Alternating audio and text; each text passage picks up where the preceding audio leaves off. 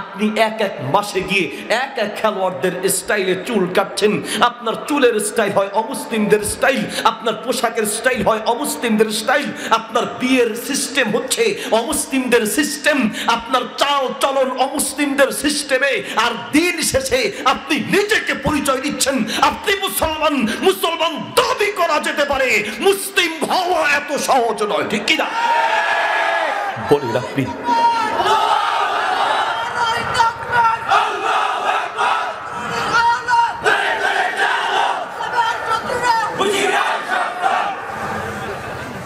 প্রকৃত মুসলিম কাকে বলে? নিজেকে মুসলিম হিসেবে পরিচয় দেওয়ার জন্য যেই আদর্শ আর গুণ আপনার মাঝে থাকা দরকার, কোথায় সে আদর্শ? কথাগুলো খুব কলিজা দিয়ে বলছি, কারণ কি জানেন, মাঝে মাঝে কিছু অমুসলিমদের কথা শুনলে নিজেকে ধিক্কার দিতে মনে হয়। মাঝে মাঝে কিছু অমুসলিমদের, নিউ মুসলিম, ইসলাম নতুন গ্রহণ করেছে, তাদের কথা শুনলে নিজের বিবেকের কাছে নিজেই ধরা পড়ে যাই। এক নও মুসলিম চোখের পানি ছেড়ে আমাকে বলছেন, হুজুর বিশ্বাস করেন, যেই আশা ভালোবাসা নিয়ে ইসলাম গবেষণা করে ইসলাম গ্রহণ করেছি, ভেবেছিলাম যে ইসলাম ধর্মের অনুসারীরা অন্যদের চেয়ে সম্পূর্ণ ভিন্ন হবে, কিন্তু হুজুর ইসলামে আসার পরে কিছু নামধারী মুসলমানদের আদর্শ দেখে আমার মনে হচ্ছে কোরআনে যে মুসলিমের কথা বলা হয়েছে, হাদিসে যে মুসলিমের কথা বলা হয়েছে, আল্লাহর নবী যে মুসলিম জাতি রেখে গিয়েছেন, সেই জাতির সাথে বর্তমান নামধারী মুসলমানদের সাথে আসমান আর জমিনের পার্থক্য আছে, ঠিক কিনা? ডক্টর ইসলামুল হক ইসলাম গ্রহণ করার পরে তাকে প্রশ্ন করা হয়েছে, আপনি মুসলমানদের কোন আদর্শ দেখে ইসলাম গ্রহণ করেছেন বলেন তো দেখি। ডক্টর ইসলামুল হক বললেন, ভারতের নও মুসলিম, তিনি বললেন, আমি মুসলমানদের চরিত্র আর আখলাক দেখে ইসলাম গ্রহণ করি নেই। আমি যদি বর্তমান নামধারী এই মুসলমানদের চরিত্র দেখে ইসলাম গ্রহণ করতে, আমি কোরআন পড়ে ইসলাম গ্রহণ করেছি, আমি কোরআন গবেষণা করে ইসলাম গ্রহণ করেছি। কোরআন হাদিসে যে মুসলিমদের কথা বলা হয়েছে, বর্তমান নামধারী মুসলিমদের সাথে কোরআন সুন্নাহর মুসলিমদের পরিচয়ের সাথে মিল পাওয়া যায় না। বর্তমান মুসলমানদের চরিত্র হয়েছে ভ্যারাইটিজ স্টোরের মতো। ভ্যারাইটিজ স্টোর মানে যেই স্টোর বা যেই দোকানে চাউল ডাউল তেল পেঁয়াজ রসুন, পুরুষের জিনিস, বাচ্চার জিনিস, মহিলার জিনিস, বিভিন্ন জিনিস যেই দোকানে পাওয়া যায় সেই দোকানকে বলে ভ্যারাইটিজ স্টোর। বর্তমান নামধারী মুসলমানদের চরিত্র সেই ভ্যারাইটিজ স্টোরের মতো হয়েছে। বহু নামধারী মুসলমানদের চরিত্র আর আদর্শের মধ্যে ইহুদির আদর্শ পাওয়া যায়, খ্রিস্টানদের আদর্শ পাওয়া যায়, হিন্দুদের আদর্শ পাওয়া যায়, অমুসলিমদের আদর্শ পাওয়া যায়।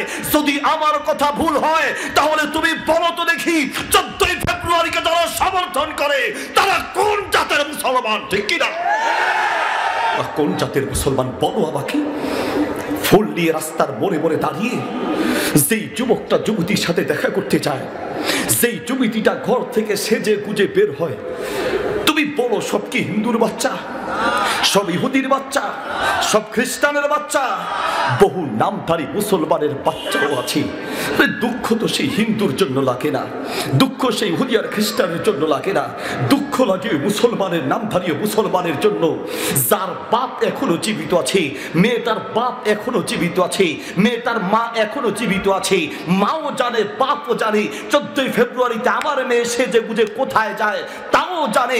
জানার পরেও সেই বাপ তার মেয়েকে বাধা দিতে পারে নাই, সেই মা তার মেয়েকে ঘরে রাখতে পারে নাই, ওটা মা নামের কলঙ্ক, ওটা বাপ নামের কলঙ্ক, ঠিক কিনা?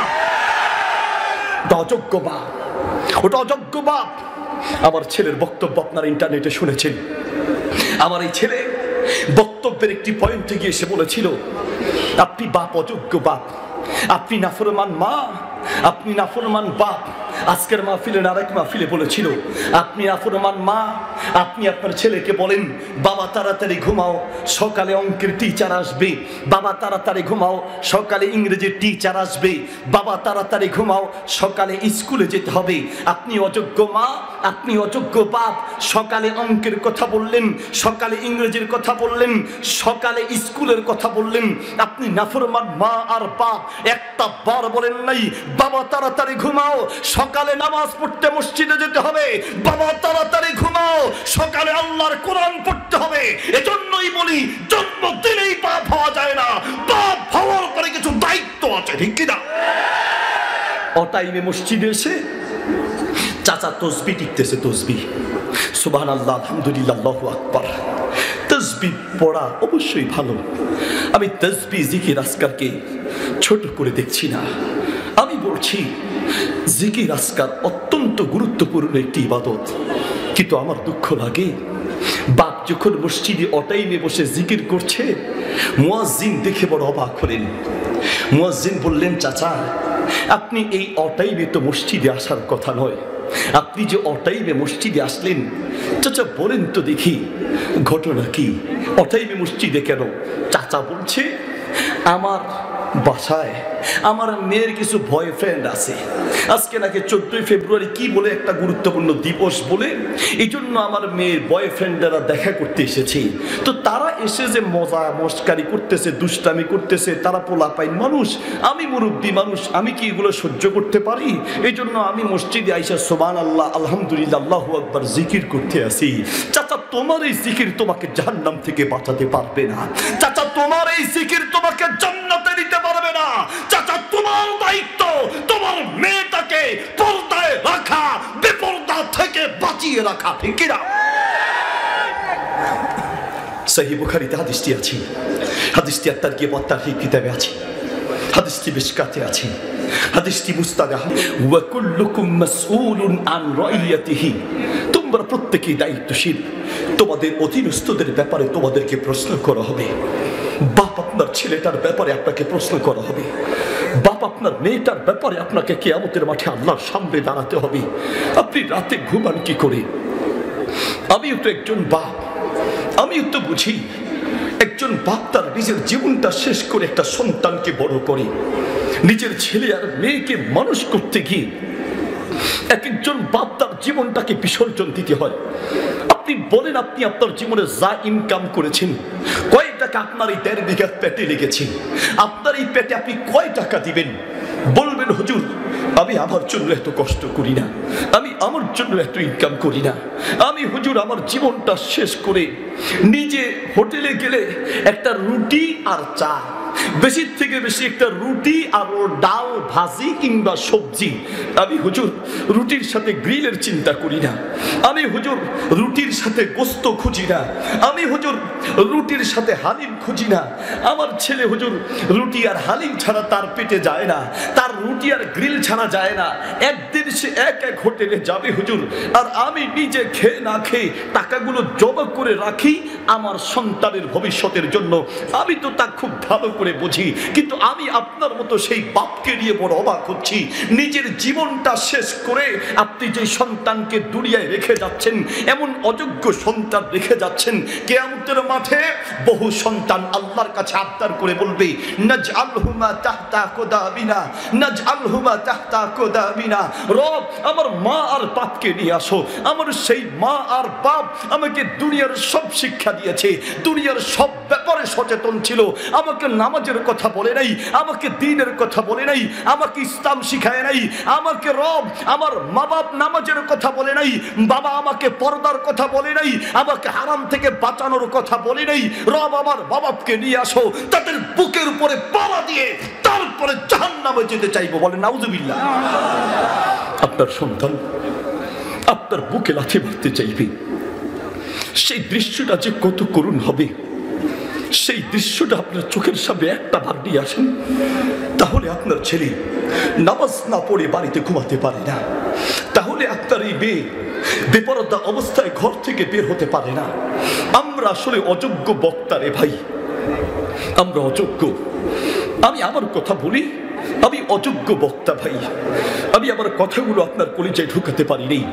আমি যদি আমার কথাগুলো মানুষের কলিজায় ঢুকাতে পারতাম, তাহলে তো আমার কথা শোনার পরেই আপনার মাঝে পরিবর্তন আসার কথা ছিল। আপনি এখনই সিদ্ধান্ত নেওয়ার কথা ছিল, আমি ইসলাম মতো চলবো, আমার সন্তানকে ইসলাম মতো চালাবো। আপনি রাতের বেলা ঘুমান কি করে? একটা মেয়ে যখন বেপরদা অবস্থায়, ধরুন আপনাদের এই কুমিল্লা থেকে বের হলো, আপনাদের এই কুমিল্লা এই সদর থেকে বের হয়ে সে চট্টগ্রাম যাবে, চট্টগ্রাম যাওয়া আসার পথে বেপরদা অবস্থায় যদি বের হয়, বেপরদা অবস্থায় বের হওয়ার পরে এই মেয়েটাকে শত শত পুরুষ খারাপ দৃষ্টিতে তাকাবে। যতগুলো পুরুষ এই মেয়েটার দিকে খারাপ দৃষ্টিতে তাকাবে, ততগুলো পুরুষের চোখের জিনার পাপ হবে, চোখের জিনার। ধরেন আপনার মেয়েটা বেপরদা অবস্থায় বের হয়েছে, এই মেয়েটাকে 500 পুরুষ খারাপ নজরে দেখেছে, 500 পুরুষের চোখের জিনার পাপ হবে। 500 পুরুষের যেমন চোখের জিনার পাপ হবে, আপনার মেয়েটা বেপরদা অবস্থায় কেন বের হলো, আপনার মেয়েটার আমল নামায় 500 পুরুষের জিনার পাপ লেখা হবে। আর আপনি বাপ, আপনি যে আপনার মেয়েটাকে বেপরদা অবস্থায় ছেড়ে দিলেন, কিছুই বললেন না, বাধাও দিলেন না, আপনি অযোগ্য স্বামী। আপনি যে আপনার স্ত্রীটাকে বেপরদা অবস্থায় ছেড়ে দিলেন, আপনি আপনার মেয়েকে, স্ত্রীকে বেপরদা অবস্থায় ছেড়ে দেওয়ার কারণে 500 পুরুষ, আপনার মেয়ের আমল নামায় 500 পুরুষের পাপ লেখা হবে। আপনি ছেড়ে দেওয়ার কারণে আপনার আমল নামায়ও 500 পুরুষের জিনার পাপ আপনার আমল নামায় লেখা হবে, ঠিক কিনা? এরকম মেয়ে থাকার চেয়ে তো না থাকা ভালো ছিল। এইরকম অযোগ্য মেয়ে আর ছেলে থাকার চেয়ে তো না থাকা ভালো ছিল। বাপ আপনাকে কি দিয়ে বুঝাই? এদিকে নামাজ দৈনিক 5 ওয়াক্ত 5 টাইম ফরজ, হজ অর্থ থাকলে জীবনে একবার ফরজ, যাকাত অর্থ থাকলে বছরে একবার ফরজ, রোজা বছরে 1 মাস ফরজ। রোজা, নামাজ, হজ, যাকাত এগুলো বিভিন্ন টাইমে টাইমে ফরজ। পর্দা এমন একটা বিধান, প্রতিদিন 1 ঘন্টা নয়, বছরে 1 দিন নয়, মাসে 1 দিন নয়, দৈনিক 5 ওয়াক্ত নয়। পর্দা এমন একটা ফরজ বিধান, প্রত্যেকটা সেকেন্ডেই ফরজ। কোন মেয়ে যখন বেপরদা অবস্থায় ঘর থেকে বের হয়, প্রত্যেকটা সেকেন্ডে তার আমল নামায় ফরজ তরকের গুনাহ লেখা হয়, ঠিক কিনা? বলেন আপনি আমাকে, আমি যে কিভাবে আপনাকে বলি, কিভাবে বললে যে আমার কথাগুলো আপনার পরিচয় ঢুকবে, কিভাবে বললে যে সমাজ পরিবর্তন হবে, কিভাবে বললে যে আপনারা চেঞ্জ হবেন আর পরিবর্তন হবেন। আসলেই তো বলি আমি ব্যর্থ। আমাদের দেশে লক্ষ লক্ষ মাহফিল হয়, মাহফিলের আগেও এলাকার যে অবস্থা, মাহফিলের পরেও সেই অবস্থা। মাহফিলের আগেও মহিলারা বেপরদা, মাহফিলের পরেও বেপরদা। মাহফিলের আগেও আপনি বেনামাজি, মাহফিলের পরেও বেনামাজি। মাহফিলের আগেও সুদ খেতেন, মাহফিলের পরেও সুদ খান। মাহফিলের আগেও ঘুষ খেতেন, মাহফিলের পরেও ঘুষ খান। মাহফিলের আগেও শিরক বিদাত করতেন, মাহফিলের পরেও সেই শিরক আর বিদাতের সাথে লিপ্ত। আরে মাহফিলের পরে যদি এলাকায় পরিবর্তন না আসে, ওই মাহফিল ব্যর্থ মাহফিল। কোন বক্তা আসার পরে যদি এলাকায় পরিবর্তন না আসে, ওই বক্তা ব্যর্থ বক্তা। কোন মসজিদে ইমাম নিয়োগ হওয়ার পরে যদি এলাকায় পরিবর্তন না আসে, ওই ইমাম ব্যর্থ ইমাম। কোন মসজিদের কমিটি দায়িত্ব নেওয়ার পরে যদি এলাকায় পরিবর্তন না আসে, ওই কমিটি ব্যর্থ কমিটি, ওই ইমাম ব্যর্থ ইমাম, ওই বক্তা ব্যর্থ বক্তা। মাহফিলের পরে এলাকায় পরিবর্তন আসতে হবে, নিজের মাঝে চেঞ্জ করতে হবে, ঠিক কিনা? বন্ধু, তোমাকে কি দিয়ে বুঝাই? তোমার রব তোমাকে ডেকে বলছেন, ইয়া আইয়ুহাল্লাযীনা আমানু দুখুলু ফিস-সিলমি কাফা। ইসলামকে পরিপূর্ণভাবে মানো, পরিপূর্ণ। তোমার চাল চলনের আদর্শ দেখলে আমরা নিজেরাই লজ্জা পাই। তোমার কাজ কারবারে মাঝে মাঝে শয়তানও লজ্জা পায়। এখন আর শয়তান তো শয়তান লাগে না, এখন তো মানুষ শয়তান দিয়েই সমাজ নষ্ট হওয়ার জন্য যথেষ্ট। তুমি জানো ইসলাম যেই সৌন্দর্য আদর্শ দিয়েছেন, আমরা যদি সেই আদর্শ পৃথিবীর মানুষের কাছে তুলে ধরতে পারতাম, দলে দলে অমুসলিমরা এখনো ইসলামের পথে আসতে পারত। কিন্তু তুমি তো না বন্ধু, তোমার সেই ইসলামের আদর্শ নিজের জীবনে বাস্তবায়ন করতে পারো নাই। লম্বা লম্বা লেকচার দেয়া সহজ, কিন্তু নিজের জীবনে ইসলাম বাস্তবায়ন করা এত সহজ নয়, ঠিক কিনা? ইসলামের আদর্শ মানুষকে কিভাবে ইসলামের পথে দিয়ে আসে, তোমাকে তার বাস্তবতা দেখাই। ও বন্ধু, আফ্রিকার কথা বলছি তোমাকে, আফ্রিকার কথা। কয়েকজন খ্রিস্টান শিক্ষা সফরে বের হয়েছে। শিক্ষা সফর থেকে আসতে একটু দেরি হয়ে গেল। শিক্ষা সফরে গিয়েছি, আমাদের দেশেও শিক্ষা সফর হয় ঠিক কিনা। কক্সবাজার, এই যে শীতের মৌসুম চলছে, এটা হলো শিক্ষা সফরের একটা মৌসুম। জানুয়ারি ফেব্রুয়ারি শিক্ষা বছরের শিক্ষা সফরের একটা মাস। বন্ধু, সারা গায়ে ক্ষত, ঔষধ লাগাবো কত, তোমাকে কি দিয়ে বলি? শিক্ষা সফর কাকে বলে? যেখানে যাওয়ার পরে শিক্ষা গ্রহণ করা যায়। পারলে ফেরাউনের লাশ দেখে আসো, পারলে ওই যে নীল নদ দেখে আসো, পারলে সৌদি আরবের যে সমস্ত জায়গা থেকে শিক্ষার বিষয় আছে সেগুলো দেখে আসো। হ্যাঁ, বাংলাদেশেও তুমি যেতে পারো, অসুবিধা নেই। তুমি সমুদ্র সৈকতে গিয়ে সেই সমুদ্র দেখে, আল্লাহর সৃষ্টি নিদর্শন দেখে তুমি গবেষণা করবে। পাহাড় দেখে, ওয়াল জিবালা আওতাদা, আল্লাহ কোরআনে বলেছেন পাহাড়কে আমি পেরেক স্বরূপ সৃষ্টি করেছি। পাহাড় দেখে তুমি আল্লাহকে নিয়ে গবেষণা করবে। এই জন্য তুমি শিক্ষা সফরে যাও, আমি নিষেধ করছি না। কিন্তু আমি বলতে চাই, আমাদের দেশে শিক্ষা সফরের নামে জিনার সফর চলে, ব্যভিচারের সফর চলে। শিক্ষা সফরের নামে জিনার ব্যভিচারের সফর চালু করেছে আমাদের কিছু টিচার আর শিক্ষা ব্যবস্থার দায়িত্বশীলেরা, ঠিক কিনা? তার ছেলে আর মেয়েকে শিক্ষা সফরে পাঠাবেন তো ছেলে আলাদা যাবে, মেয়ে আলাদা যাবে। আবার যাওয়ার পরে খোঁজ দিবেন, যাই আবার একসাথে হয় কিনা সেটাও খোঁজ দিবেন। যাবে আলাদা আলাদা বাসে, ওই কক্সবাজার সমুদ্র সৈকতে যেই কথা কনা যেই সেই তো লাভটা কি হলো? ছেলে মেয়ে একসাথে আপনার রাস্তায় আসার সময় গাড়িতে লাফা লাফি, চিল্লা চিল্লি, ছেলে মেয়ে একসাথে ঢোল তবলা পিটায়া, মাইক লাগায়া, ছেলে মেয়েদের নাচানাচি কাকে বলে, সবাই লাইন ধরে দেখতে আসে। কি রে ভাই, ঘটনা কি? ঘটনার কিচ্ছু না, শিক্ষা সফর। এটা বলে শিক্ষা সফর। এটার নাম কেমনে শিক্ষা সফর হয়? নারী পুরুষ ছেলে মেয়ে একসাথে যেই বাসে নাচানাচি করে, গান গায়, ওটা শিক্ষা সফর নয়, ওটা গজবের সফর, ওটা হারাম সফর, ঠিক কিনা? শিক্ষা সফরে বের হয়েছে তো আসার সময় রাস্তা হারিয়ে ফেললেন। সবাই বলে চিন্তা করলেন, রাত হয়ে যাচ্ছে, সন্ধ্যা হয়ে গেল, আমরা কোথায় যাব? সবাই মিলে দেখলেন একটু দূরে একটা ঘরের মধ্যে হালকা আলো জ্বলছে। সবাই মিলে চললেন যে চলো সেই বাড়িতে যাই, কোনো মানুষের কাছে হয়তো পরামর্শ পাবো।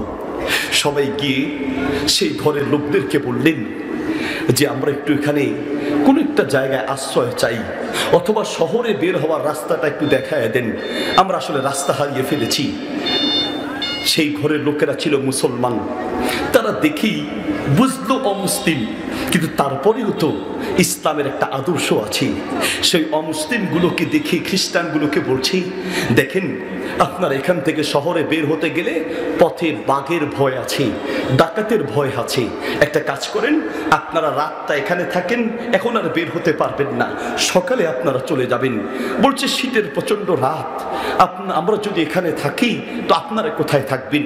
থাকতে পারলে তো ভালো হয়। বলছে অসুবিধা নেই, থাকার জন্য ব্যবস্থা আমার আছে, আমাদের আছে, আপনারা একটু থাকেন।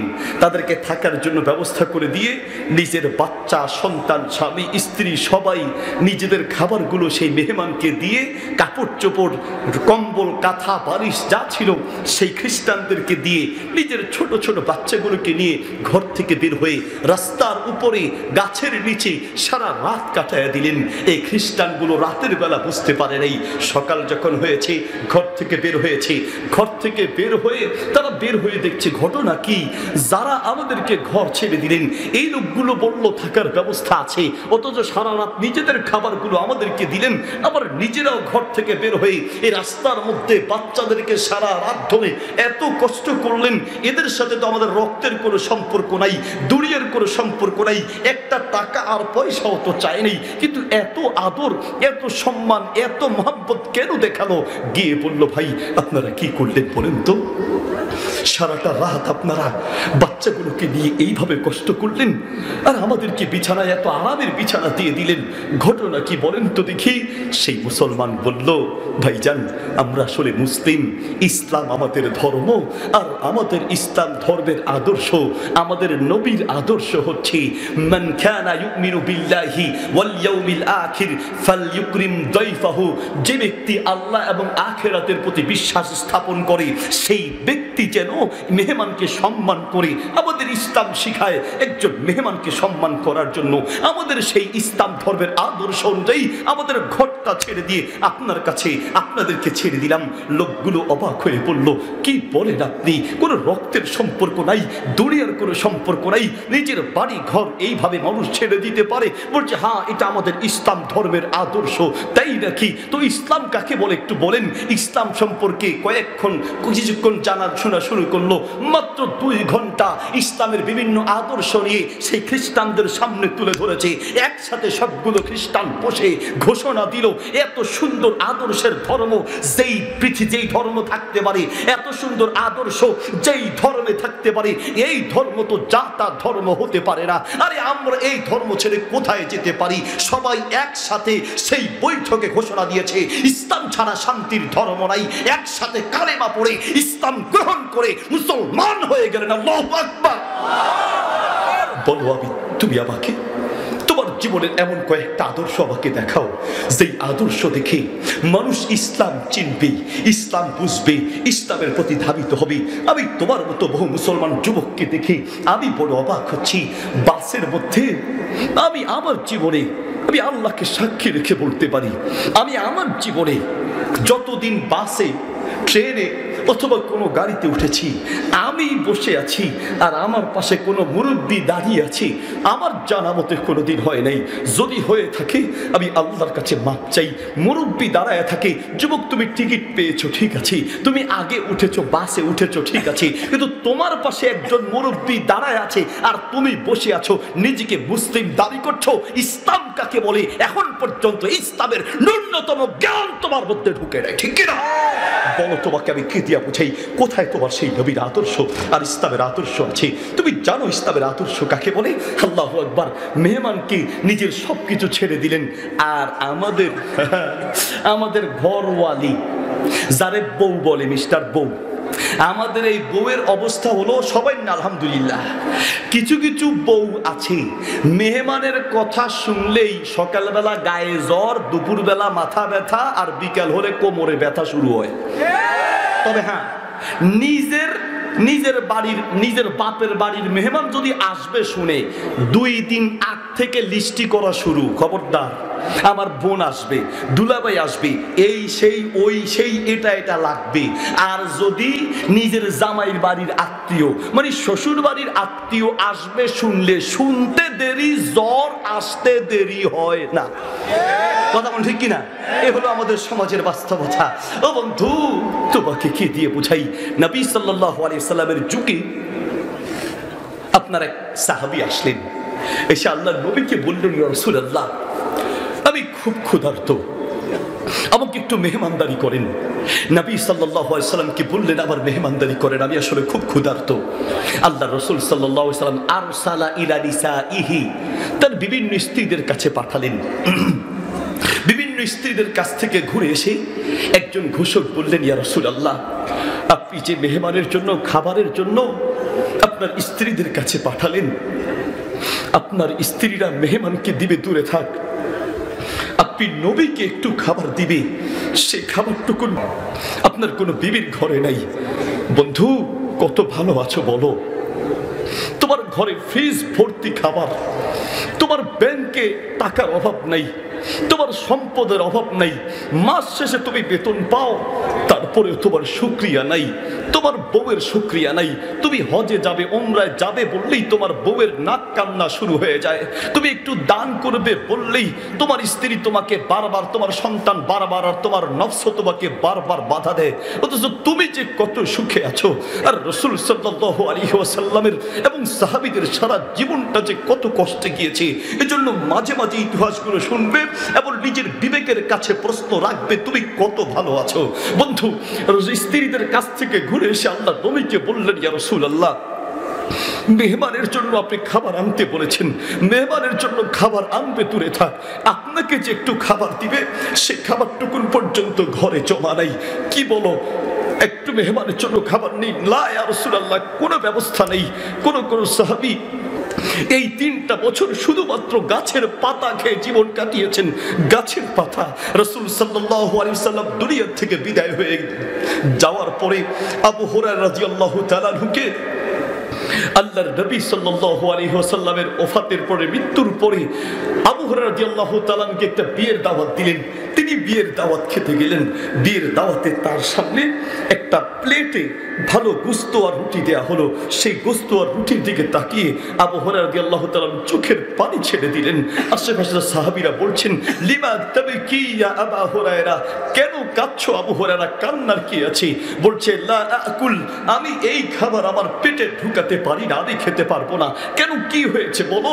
কোনো খাবারের সমস্যা না, খাবার সব ঠিক আছে, কিন্তু বলো আমি এই এত ভালো গোশত আর রুটি আমার পেটে কি করে ঢুকাই? আমি তো সেই নবীর সঙ্গে সারাটা জীবন কাটিয়েছি, যেই নবী তার সারা জীবনে এইরকম একটু ভালো গোশত আর রুটি পেটে ঢুকাতে পারে নাই। সেই নবী দুনিয়া থেকে বিদায় হয়েছেন, আমি সেই নবীকে রেখে আমার পেটে কি করে এত ভালো খাবার ঢুকাই? আমিও পারবো না। খাবারটা রেখে চলে গেলেন, পেটে ঢুকাতে পারলেন না। বলো এবার তুমি কত ভালো আছো, ঠিক কিনা?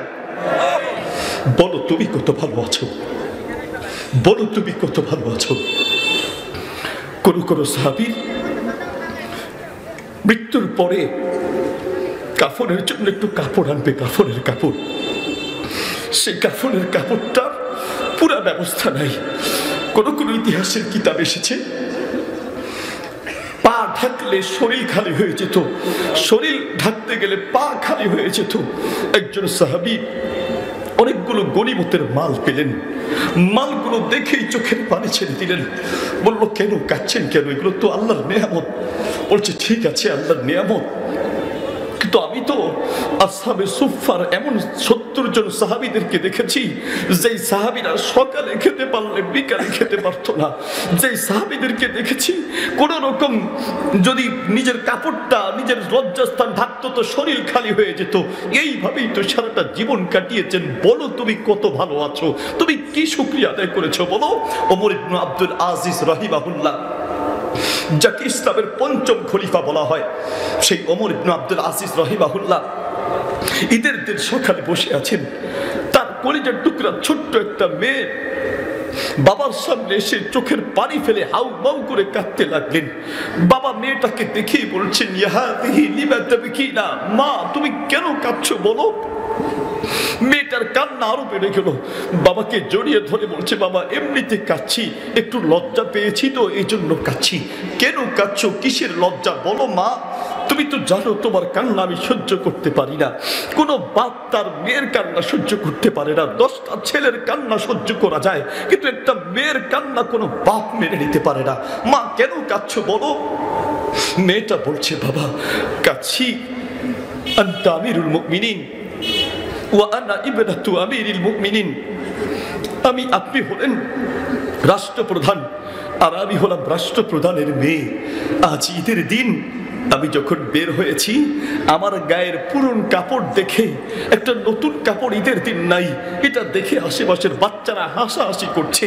বাচ্চাদের কান্না দেখে আমার চোখের পানি চলে এসেছে। মা আচ্ছা ঠিক আছে, আসলে কি মা, আমার কাছে জমা কোনো টাকা নাই, যদি থাকতো তাহলে আমি তোমাদের জন্য একটা নতুন কাপড়ের ব্যবস্থা করতাম। আচ্ছা দেখি মা তোমার জন্য কিছু করা যায় কিনা। জাহাবা ইলা হারিসি বাইতুল মাল, বাইতুল মালের ক্যাশিয়ারের কাছে গিয়ে বললেন, আমার জন্য একটু উপকার যদি করতে পারো। কি উপকার বলেন? উপকার হলো আজকে ঈদের দিন আমার কলেজের টুকরা মেয়ে, কোনো জমা টাকা নাই, টাকা নাই, ঈদের দিন আমার বাচ্চাদের জন্য একটু ভালো কাপড়ের ব্যবস্থা করতে পারিনি। মেহেরবানি করে তুমি যদি আগামী 1 মাসের অগ্রিম বেতন আমাকে দিতে, তাহলে আমি আমার বাচ্চাদের জন্য একটু নতুন কাপড়ের ব্যবস্থা করতাম। ক্যাশিয়ার বলছি, আনতা আমিরুল মুমিনিন, আপনি হলেন রাষ্ট্রপ্রধান, আপনি কি আবার আমার কাছে টাকা চাইতে হয়? আপনি বললেই তো যা মন চায় অর্থ আপনি নিয়ে যেতে পারেন। ওমর ইবনে আব্দুল আজিজ বলছে, কি বলো তুমি, তুমি, আমি কি করে মনে যা চাই তা নিয়ে যাই? আমাকে তো কিয়ামতের মাঠে আল্লাহর সামনে দাঁড়ায় হিসাব দিতে হবে, আমার মন মতো আমি কি করে নিতে পারি? বলছে তাহলে আমিরুল মুমিনিন, আপনি যে আগামী 1 মাসের অগ্রিম বেতন চান, আগামী 1 মাস দায়িত্ব পালন করবেন, আমি সেই 1 মাসের বেতন অগ্রিম আপনাকে দিতে পারি। 20 একটা শর্ত কিন্তু আছে, সেই শর্ত পূরণ করলেই পারবো। বলো তোমার কি শর্ত, আমি পূরণ করতে রাজি আছি। আমিরুল মুমিনিন, আপনার যেমন ভয় আছে কিয়ামতের মাঠে আল্লাহর সামনে দাঁড়াতে হবে, আমারও তো ভয় আছে। আমিরুল মুমিনিন, আপনি আগামী 1 মাস দায়িত্ব পালন করবেন, সেই 1 মাসের বেতন আপনি অগ্রিম চাচ্ছেন, ঠিক আছে আমিও দিতে পারবো, একটা মাত্র শর্তে। সেই শর্ত হলো আগামী 1 মাস আপনি বেঁচে থাকবেন, তারপরে দায়িত্ব পালন করবেন। ওই 1 মাস বেঁচে থাকার গ্যারান্টি যদি লিখে দিতে পারেন, আমিও 1 মাসের অগ্রিম বেতন আপনাকে দিতে পারি। আর আপনি যদি না পারেন, আমার পক্ষে সম্ভব নয়, চোখের পানি ছেড়ে দিয়ে বললেন, আল্লাহ আমাকে যোগ্যকে শেয়ার দিয়েছে, তুমি আমার চোখ খুলে দিয়েছো, আগামী 1 মাস দূরে থাক, আগামী 1 দিনের দায়িত্ব পালন করব, আগামী 1 মাস বেঁচে 1 দিন বেঁচে থাকবো, সেই গ্যারান্টিও তো নাই। 1 মাসের অগ্রিম বেতন কি করে চাই? বেতন লাগবে না, বাসায় চলে গেলেন। বাচ্চারা, আমি চেয়েছি বাবা, বিশ্বাস করো, আগামী 1 মাসের বেতন অগ্রিম নিতে চেয়েছি, কিন্তু এই ঘটনার পরে আমি কি করে অগ্রিম নিতে পারি?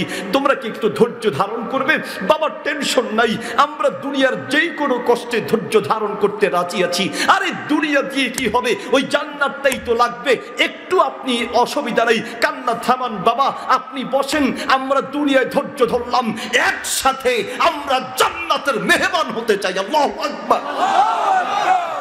বলো তুমি,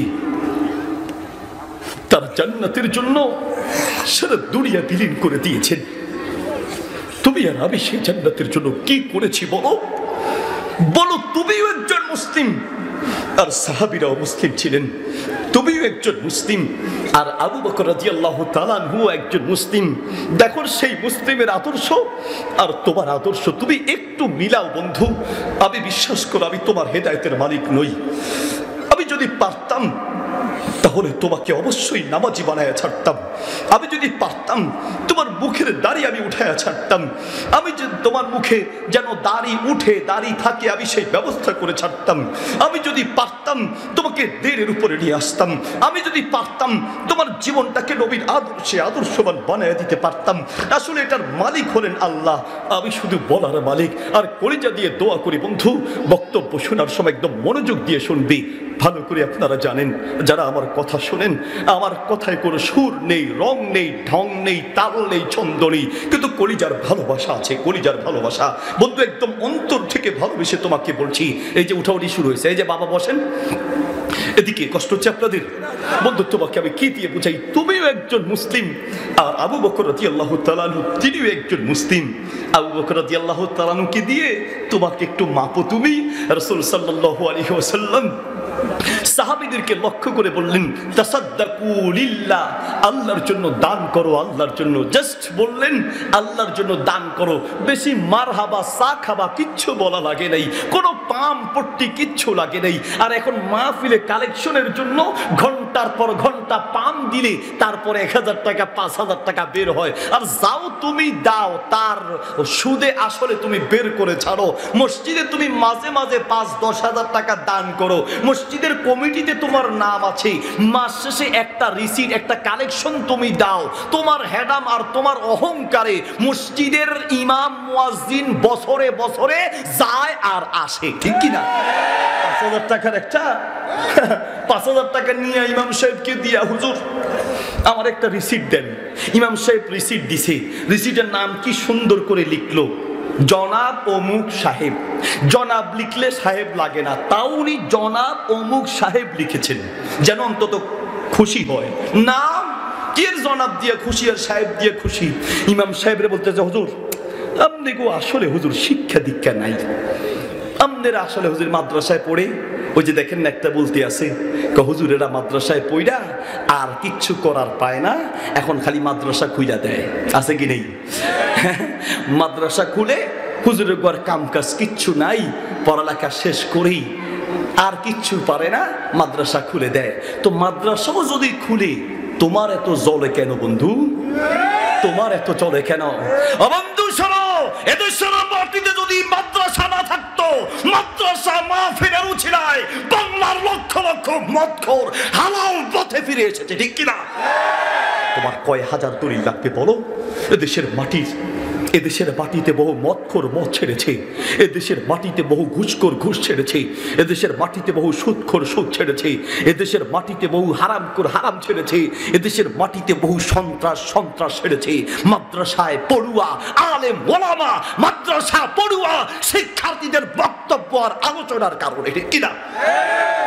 বন্ধু, তোমাকে বলতে চাই, তোমাকে যে কি দিয়ে বুঝাই, কথা বলার আগে একবার নয় হাজারবার ভাবা দরকার। এই কথা মানুষকে আল্লাহর গজবের দিকে নিয়ে যায়, এই কথা মানুষকে জাহান্নামের দিকে নিয়ে যায়। নবী সাল্লাল্লাহু আলাইহি ওয়াসাল্লাম বলেন, মিশকাতের 412 নম্বর পৃষ্ঠাে হাদিসটি আছে, আতাদরুনা মা আকসারু মা ইউদখিলুন নাসান নার। হে দুনিয়ার মানুষ, তোমরা কি জানো দুনিয়ার অধিকাংশ মানুষ জাহান্নামে কেন যায়? এরপরে আল্লাহ নবী নিজেই বলছেন, আল আজওয়াফান, দুটি অঙ্গের কারণে অধিকাংশ মানুষ জাহান্নামে যায়। এক, আল ফাম, এই মুখের কারণে। দুই, আল ফারজু, লজ্জাস্থান। এক নম্বরে মুখের কারণে। কথা বলার আগে বারবার ভেবে বলার চেষ্টা করবেন। বলতে চাচ্ছিলাম তো লেখছে, হুজুর আপনারা এখনো নামটাও ঠিক মতো লিখতে জানেন নেই। চাচা কেন? আপনি 5,000 টাকা দিয়েছেন, সে টাকাও তো ঠিক মতো লিখছি।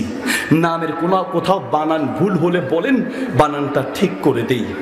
না হুজুর, এমনি আসলে বিবেক নেই, কথাটা এক কথায় বললে চলে না। হুজুরের 14 রঙের গুড়াই, আপনি দেখবেন মসজিদে কোথাও একটু বালু পাইছে, কোথাও একটু ময়লা পাইছে, তো বালু আর ময়লাটা নিজে মুছে ফেললেই তো হয় না।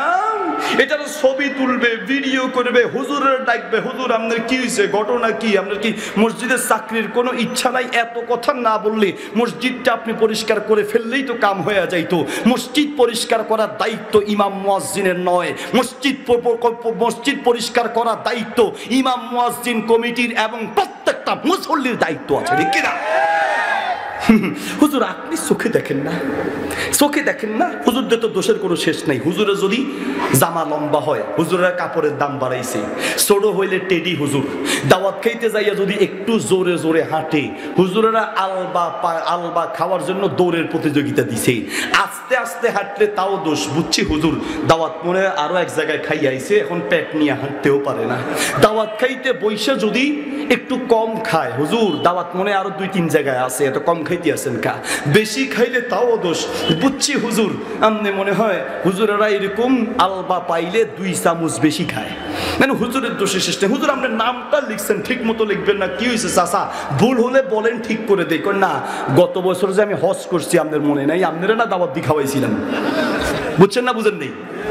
নাম লিখছে জনাব অমুক সাহেব, আর উনি কয় যে আমি যে গত বছর হজ করছি আপনাদের মনে নাই, আপনাদের না দাওয়াত দিয়ে খাওয়াইছি, মানে হুজুরের দাওয়াত দিয়ে খাওয়াইছে, হুজুর যেন মনে থাকে। নাম ঘোষণা দেওয়ার সময় আলহাজ হাজি অমুক তমুক, তোমার এই হজ, তোমার এই হজ, তোমার এই হজ, নামের আগে হাজি লাগানোর এই হজ, এগুলো আল্লাহর কাছে কোনো কাজে আসবে না, ঠিক কিনা?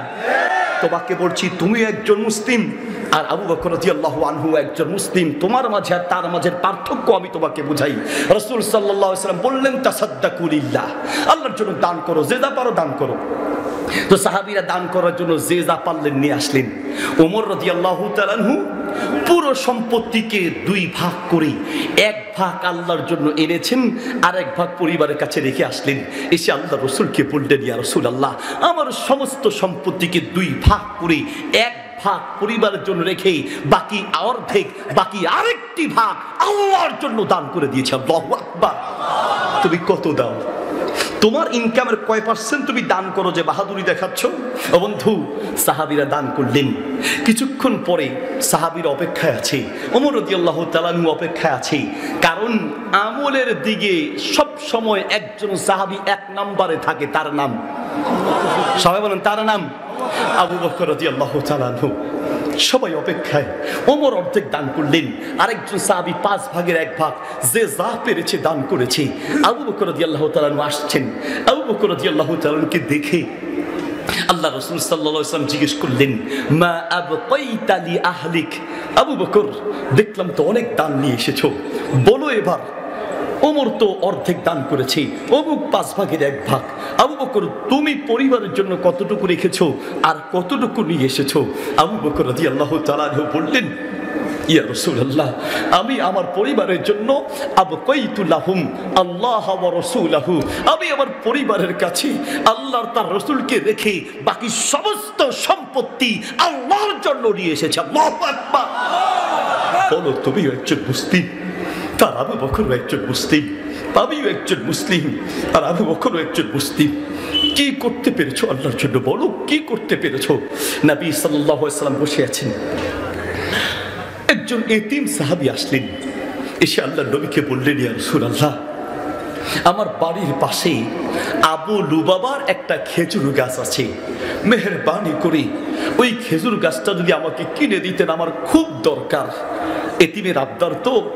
আল্লাহর নবী আবু লুবাবাকে ডাকলেন, ডেকে বললেন, আবু লুবাবা, তোমার ওই খেজুর গাছ একটা গাছ তো, তোমাকে একটা সুসংবাদ দিই, ওই খেজুর গাছ যদি এই এতিমকে দাও, এর বিনিময়ে আল্লাহ তোমাকে জান্নাতের জান্নাতি খেজুর গাছ দান করবে। সুবহানাল্লাহ বলেন।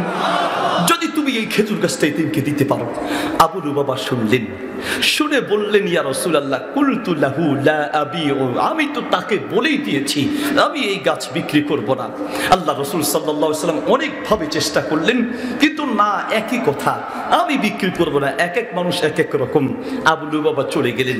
আল্লাহ রাসূলের পাশে থেকে আবু দাহদা শুনলেন, শুনে আপনি আবু লুবাবাকে বলেছেন ওই খেজুর গাছটা কিনে এতিমকে দিলে জান্নাত পাওয়া যাবে, জান্নাতের খেজুর গাছ পাওয়া যাবে। সে বুঝে নাই, রাজি হয় নাই। আচ্ছা, আমি যদি যেই কোনো মূল্যে ওই খেজুর গাছটা কিনে এতিমকে দেই, তাহলে জান্নাতের সেই সুসংবাদ আমার জন্য থাকবে কিনা? আবু লুবাবা, তোমার জন্য থাকবে, তুমি চেষ্টা করো। আবু লুবাবা এক দৌড়ে চলে গেলেন, আবু দাহদা এক দৌড়ে চলে গেলেন আবু লুবাবার বাড়িতে।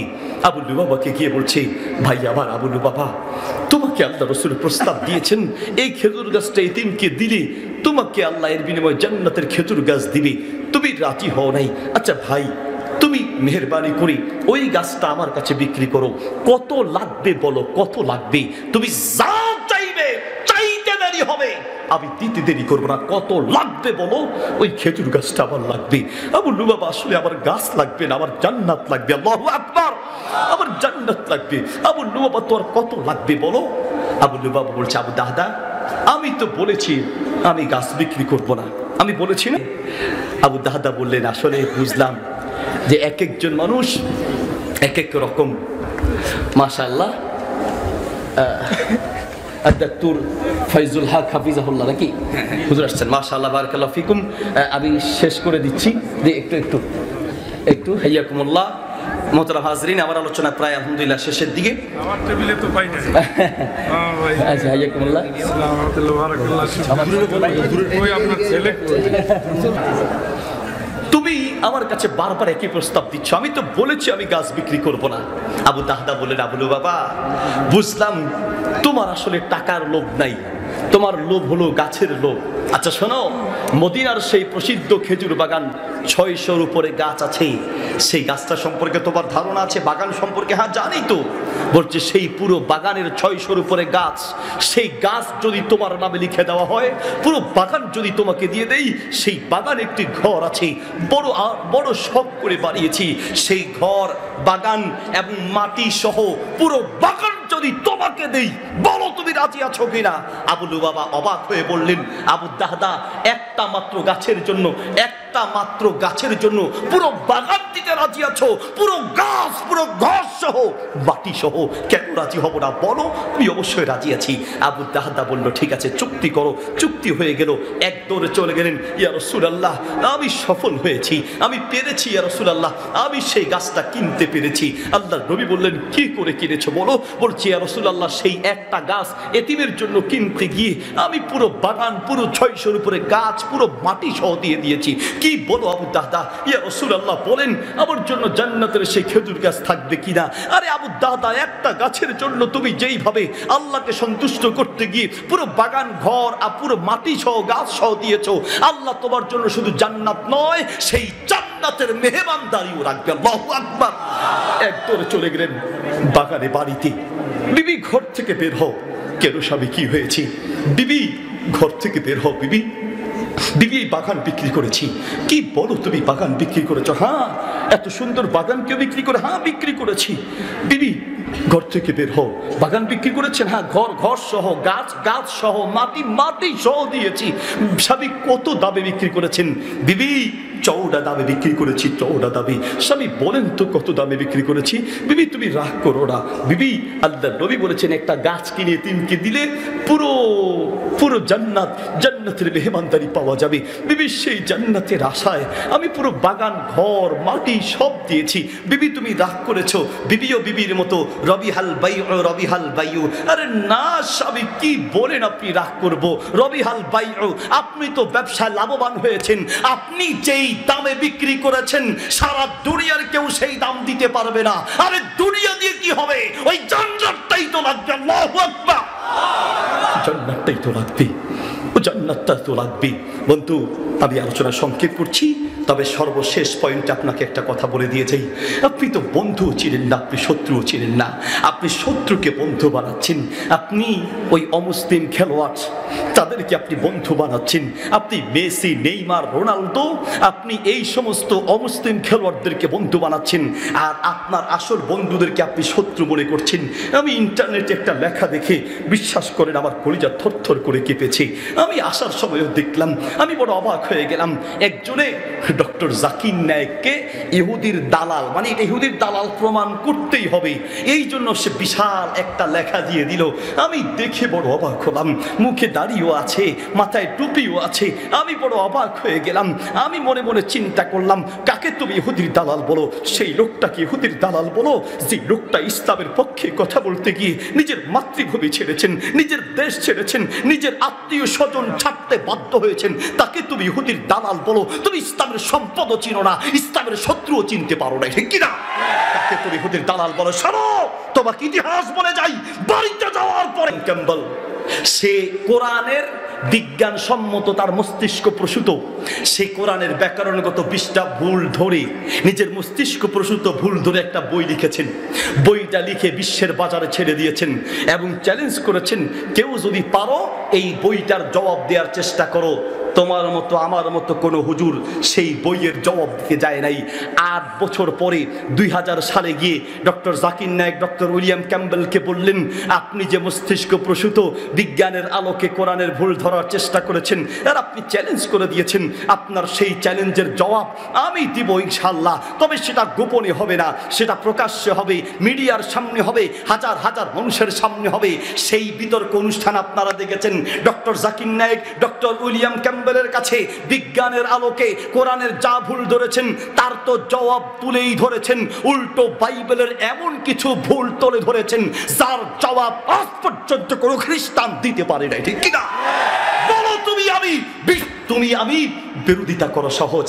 ডক্টর জাকির নায়েককে ইহুদির দালাল বলছো, আমাকে প্রমাণ করে বলো তো দেখি, কোথায় ডক্টর জাকির নায়েক কয়জনকে ইহুদি বানিয়েছি, কয়জনকে খ্রিস্টান বানিয়েছি? তুমি প্রমাণ দিতে পারবে না। হ্যাঁ, ডক্টর জাকির নায়েকের ভুল থাকতে পারে, তিনি একজন মানুষ, একজন জেনারেল শিক্ষিত লোক, তার তেলাওয়াতে ভুল থাকবে, আরে থাকতেই পারে। মাসআলা মাসাইলে তিনি ভুল করতেই পারেন, তিনি একজন মানুষ। কিন্তু তিনি তো কাউকে ইহুদি বানিয়েছেন, খ্রিস্টান বানিয়েছেন এমন কোনো প্রমাণ তোমার কাছে নেই, পৃথিবীর মানুষের কাছে নেই। শোনো, তোমাকে একটা হাদিস শুনিয়ে যাই। সহিহ বুখারীতে হাদিসটি আছে, মুসলিমে আছে, আত-তারগীব ওয়াত-তারহীব কিতাবে আছে, মুসনাদ আহমদে আছে, সহিহুল জামি কিতাবে আছে, মিশকাতুল মাসাবিহে আছে। আল্লাহর নবী বলেছেন, বিভিন্ন রাওয়ায়াতে এসেছে, লা ইয়ারমি রাজুলুন রাজুলান বিল ফুসুকি আবিল কুফরি ইল্লা তাদ্দাত আলাইহি ইল্লাম ইয়াকুন সাহিবুহু কাযালিক। কাউকে ইহুদির দালাল, খ্রিস্টানের দালাল, ইহুদি খ্রিস্টান কাফের মুশরিক যদি বলো, সে যদি না হয়, এই ফতোয়ার ভয়াবহতা তোমার দিকে ফিরে আসবে। বন্ধু, তুমি তো ডিমের মধ্যে আছো, ডিমের মধ্যে। তুমি বিশ্বের প্রান্তে প্রান্তে ঘুরো, তারপরে বুঝবা ডক্টর জাকির নায়েক ইসলামের কত সম্পদ। ডক্টর জাকির নায়েকের বিরোধিতা করা যেতে পারে, কিন্তু তার মতো ইসলামের সম্পদ তৈরি করা এত সহজ নয়, ঠিক কিনা? আরে ভুল তার থাকতেই পারে, তার সাথে তোমার অমিল থাকতে পারে, আমারও অমিল থাকতে পারে, সেটা ভিন্ন মাসালা। শোনো, আমি মালদ্বীপ মাহফিল করতে গিয়েছিলাম আজ থেকে আরো অন্তত 8 থেকে 9 বছর আগের কথা বলছি, মালদ্বীপ মাহফিল করলাম। ডক্টর জাকির নায়েকও সেই মালদ্বীপের মালে, সেখানে মালদ্বীপের রাজধানী মালে সেখানে তিনি প্রোগ্রাম করেছেন।